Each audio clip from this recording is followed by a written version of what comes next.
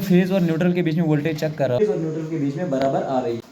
अस्सलाम वालेकुम दोस्तों, और जो हमने आपको अर्थिंग का प्रोसेस दिखाया था वो हमने कंप्लीट किया और अब पूरी हाउस वायरिंग हमने कर दी है अच्छे से। अब हम चेक करेंगे यहाँ पर भी जो हमारा यहाँ पर सर्किट जो हमने पावर पॉइंट बनाया है मशीन के लिए, हम यहाँ पर देखेंगे कि अर्थिंग के साथ हमारा बल्ब ग्लो होता है या नहीं होता है, ये हम चेक करेंगे। उसके बाद हम आपको दिखाएंगे मीटर पर कि फेज और न्यूट्रल के बीच में कितनी वोल्टेज आती है और फिर फेज और अर्थिंग के बीच में कितनी वोल्टेज आती है। उसके बाद न्यूट्रल टू अर्थिंग हम देखेंगे, वो हमें लेस देन 5 वोल्ट आनी चाहिए।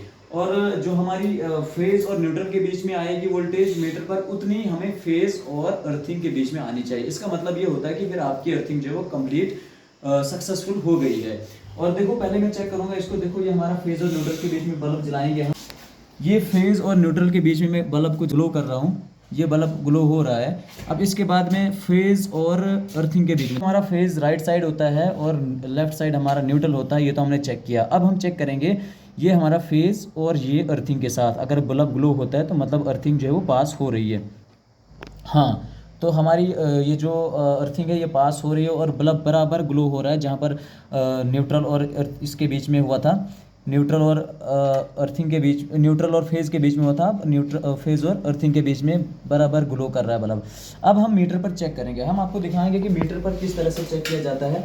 ये मेरे पास एक डिजिटल मल्टीमीटर है, इसको मैंने सेट करना है कहाँ पर पहले मैं दिखाता हूँ। कभी कभार क्या होता है कि गलती से ध्यान नहीं रहता है, तो अगर आप इस तरफ इसको आप मीटर को सेट करोगे तो यहाँ से देखो ये वो डीसी वोल्टेज का सिंबल दिया हुआ है जो कि स्ट्रेट लाइन होती है, यानी कि डीसी जो है वो स्ट्रेट फ्लो करती है और एसी जो है वो आपको पता ही है कि ये अपना एम्पलीट्यूड चेंज करती रहती है और ये साइकिल में फ्लो करती है।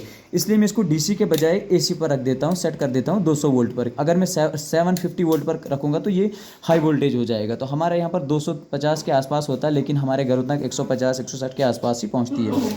मैं इसको 200 पर सेट कर रहा हूँ और अब मैं चेक करूँगा फेज़ और न्यूट्रल के बीच में कितनी वोल्टेज आ रही है।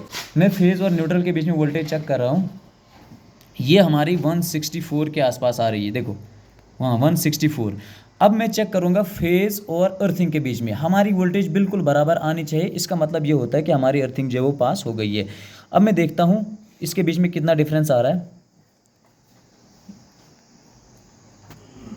ये देखो बिल्कुल बराबर 167 164, ये यानी कि इतनी ही वोल्टेज जो है यहाँ पे पास हो रही है। 168 164 165, यानी कि आपकी वोल्टेज जो है अर्थिंग और फेज़ के बीच में और फेज़ और न्यूट्रल के बीच में बराबर आ रही है।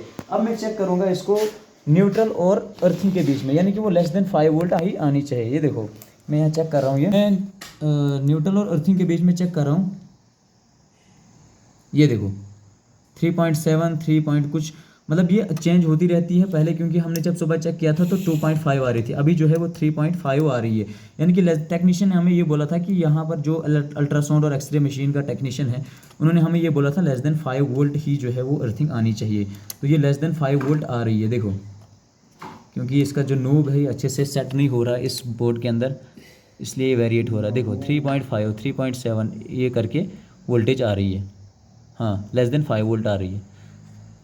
तो इस तरह से चेक किया जाता है।